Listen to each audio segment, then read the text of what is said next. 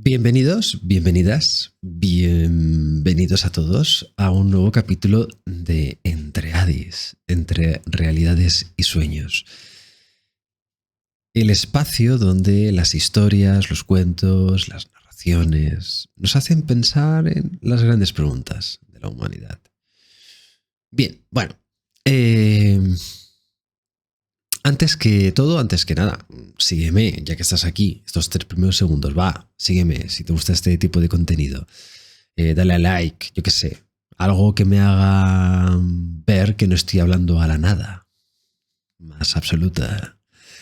Bien, hoy os quería hablar, hoy os quería hablar, quería reflexionar con vosotros, no sé cómo decirlo exactamente, sobre una conversación que hace tiempo tuve y que tenía que ver con el trabajo, con la vida que llevamos últimamente, nuestra rutina, cosas así, ¿no? Y porque hablábamos de jubilarnos y yo pensaba, ostras, me quedan más de 30 años, yo tengo 33, y dije, hostia, me estás diciendo que tengo que pasar más del tiempo que yo he vivido, tengo que pasar más de 30 años para que me pueda jubilar. Es decir, todavía tiene que pasar mucho tiempo y tengo que seguir haciendo lo que estoy haciendo ahora. Levantarme por las mañanas, ir a trabajar, ir a la oficina, aguantar a un jefe que tiene la neurona justa para pasar el día, mil mierdas, ¿no? Y entonces yo pensaba, no jodas, que hay que estar así toda nuestra puñetera vida. ¿Cuánto tiempo tengo que seguir viviendo así? Y casi me entra una depresión, porque, joder, no quiero estar toda mi vida haciendo lo mismo, no quiero estar toda mi vida trabajando, toda mi vida yendo a la oficina, toda mi vida aguantando a un jefe. Yo, gracias a los dioses, mi jefe pues es un encanto, ¿no? Pero no es la regla general.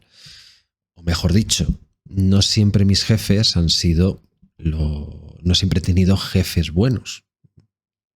Por desgracia, los buenos han sido la minoría. Y ha sido como, ¿de verdad ese es el sentido de nuestra vida? ¿De verdad hemos venido a vivir así? Porque estoy súper convencido que hemos venido a vivir bien y no hemos venido a vivir a ser esclavos de otros, ¿no? Entonces, hoy lo que yo quería reflexionar con vosotros, quería compartir una reflexión sobre el sentido de la vida. Si la vida tiene sentido, para empezar ahí. Vamos a empezar por ese lado. ¿La vida tiene sentido? Y si tiene sentido, ¿cuál es el sentido de la vida? ¿El sentido de la vida es realmente estar trabajando de lunes a viernes, a sábado, todos los días durante 45 años? ¿De verdad? ¿Ese es el sentido de nuestra vida? Cuando esto lo hablaba con algunos interlocutores, había algunos que habían asumido que eso es lo que había que hacer. Había que trabajar 45 años para luego llegar a los 65 y en los 65 empezar a disfrutar de la vida. A los 65 años. ¿Estamos locos? ¿Me estás diciendo que tengo que empezar a disfrutar de la vida en la vejez? Bueno, yo ya me siento viejo, pero ¿en la vejez más viejo todavía? ¿Me lo estás diciendo de verdad? ¿Esto es en serio? ¿Y encima lo hemos asumido? Y me sorprende cómo la gente alrededor asume este hecho. Coño, no puede ser. Yo, mientras hablaba, mientras escuchaba las opiniones de los demás, en mi interior había un grito que decía, no joder, yo no quiero. No quiero vivir así toda mi puta vida. No quiero estar así siempre. No puede ser que el sentido de mi vida sea esto. No puede ser que haya venido a esto.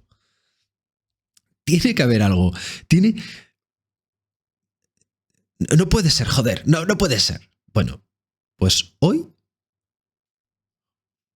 justo hoy, quiero compartir con vosotros una reflexión sobre el sentido de la vida. Y para ello vamos a utilizar o vamos a viajar en el tiempo al pasado y vamos a ver, a reflexionar o vamos a ver la historia de un hombre cuyo castigo se parece mucho a nuestra vida actual. Como siempre, oye, que si te gusta este contenido, joder, sígueme, dale a like, yo qué sé, 1000 historias, algo. No te digo que me comentes, que si me comentas súper bien, pero pues un like o algo, no sé, algo que me diga que alguien está viendo esto y que no soy el único loco que le gustan estos temas. Bueno, nos vemos al final del capítulo.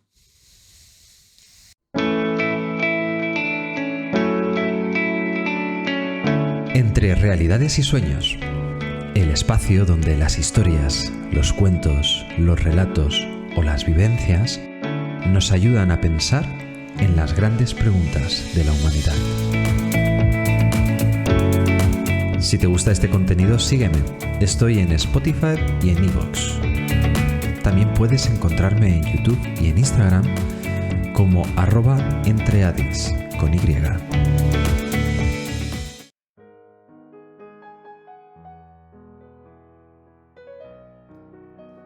Hace mucho tiempo vivió un hombre llamado Sísifo. No fue un héroe, ni un santo, ni tampoco un mártir. Casi podríamos decir que era alguien del que no se debería tomar ejemplo. Pero fue una figura que es muy interesante y de Sísifo se dice que fue el mortal más astuto que pisó la tierra griega.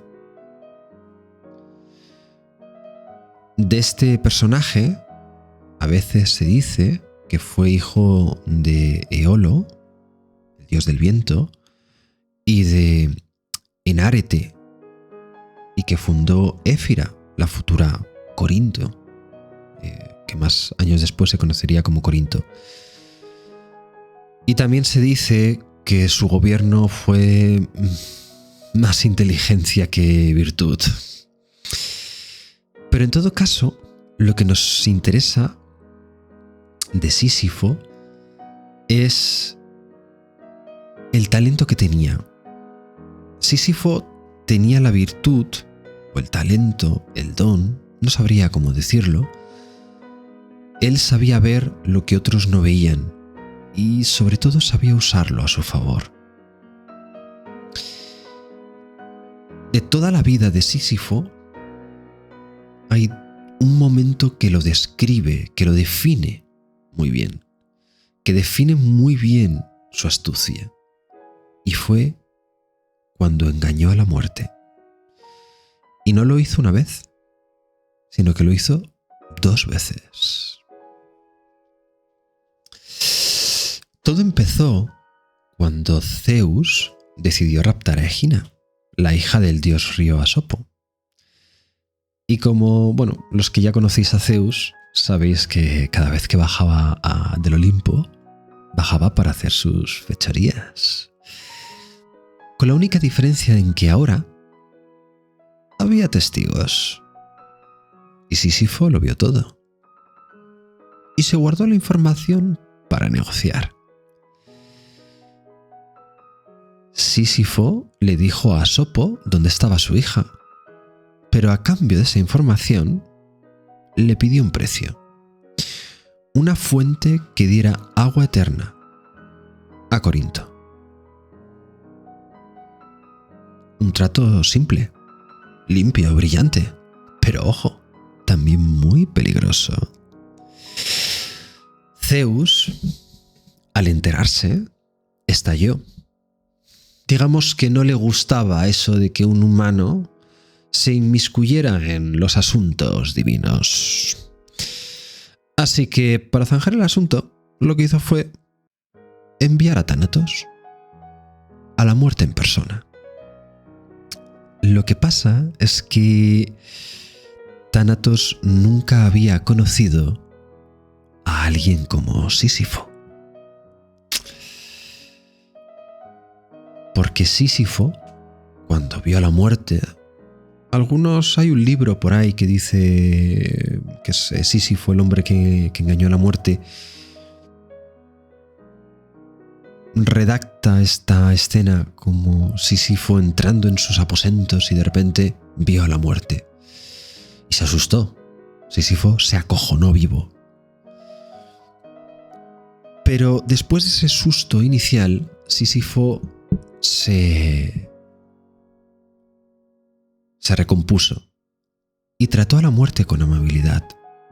La invitó como un amigo invita a otro amigo y la distrajo con palabras suaves, la confundió con preguntas y cuando menos lo esperaba, cuando Tánatos bajó la guardia, la encadenó con sus propias esposas y la encerró en un armario. Y de esta manera, nadie podía morir. El mundo se volvió un despropósito. Guerreros atravesados por lanzas seguían peleando. Ancianos que ya no podían descansar. O animales que sufrían sin final. Un caos. Ares, el dios de la guerra, furioso porque sus batallas habían perdido todo el sentido, buscó a la muerte.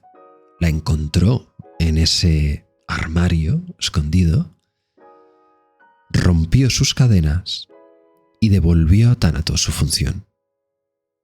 Y de esta manera, Sísifo fue llevado al Hades.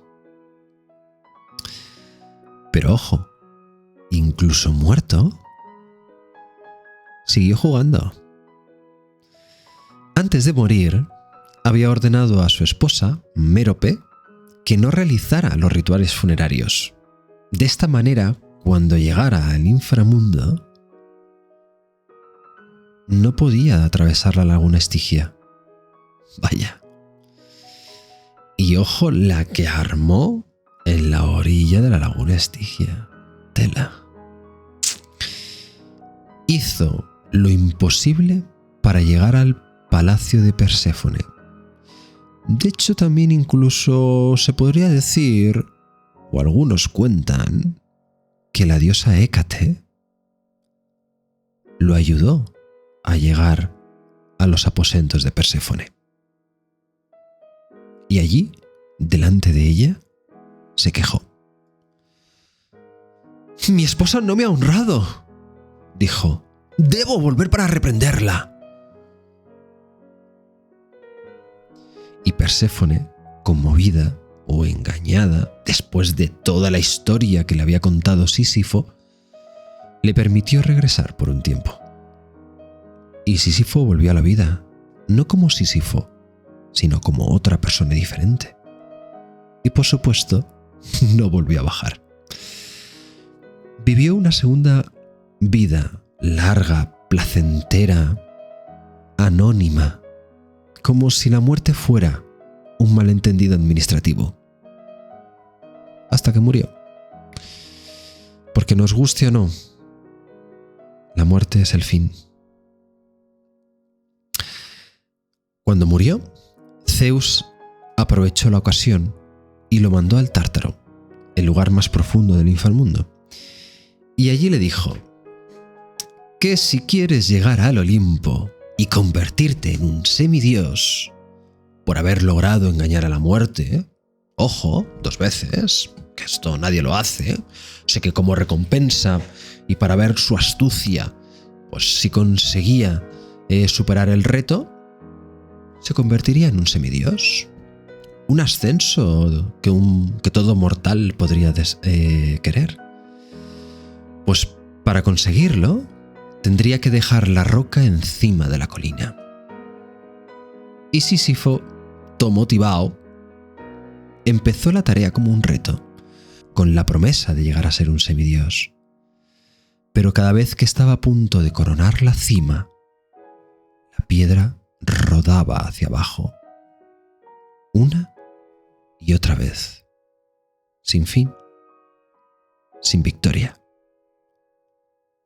sin reposo.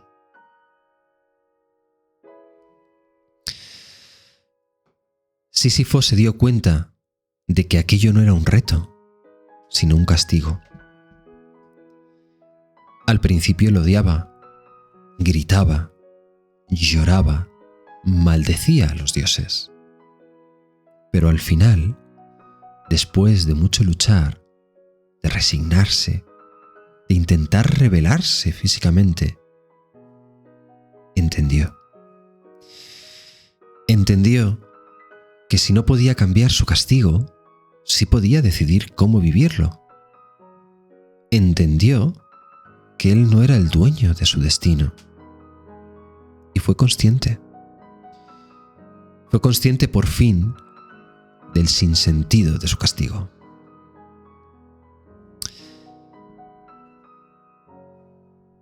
En ese momento, Sísifo miró la roca y luego la colina que tenía que volver a subir.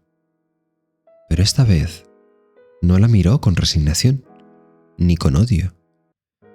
Miró la roca y sonrió.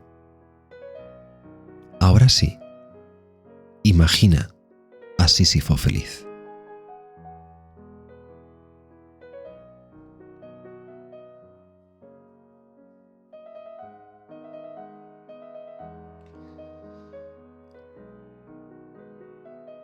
¿Y qué nos queda entonces? Después de todo, después del mito, después del castigo.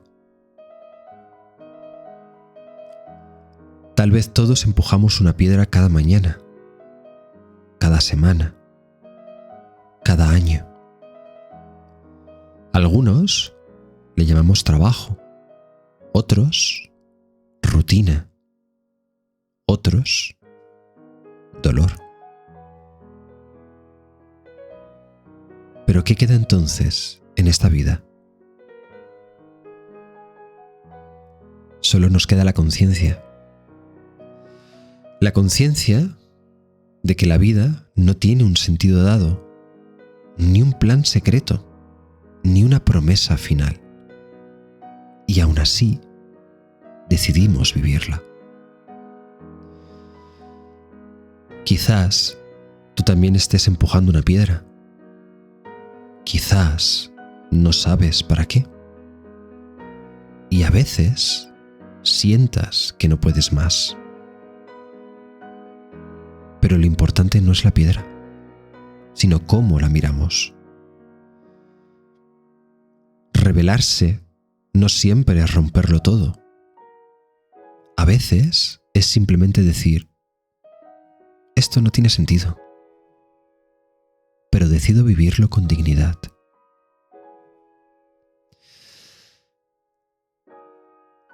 Si eres capaz de mirar tu rutina, tu trabajo, tu cansancio, tu esfuerzo, y aún así decides vivir, decides amar, decides reír, entonces, sin saberlo, estás haciendo lo mismo que Sísifo. Estás siendo feliz. Porque ser feliz en una vida que carece de sentido es la rebelión existencial del hombre absurdo, que sabe que aunque la vida no tiene sentido, con su rebelión le da un sentido a la vida. No es resignación, es libertad. Porque ellos serán dueños de nuestro tiempo, pero no serán dueños de nuestra existencia.